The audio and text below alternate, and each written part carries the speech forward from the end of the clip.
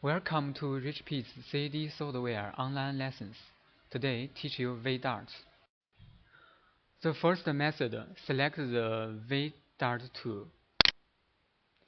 Left-click on the line.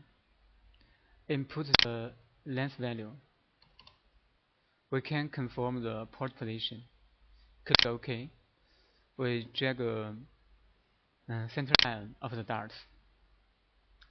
Here we can input the dart width and the depth. Also, we can change the geo attribute to this, and the notch attribute, the notch type to I, and the command. We choose the cut. Click OK. Right click to finish the V-Dart. The second method, we can do this by clicking the dart line directly.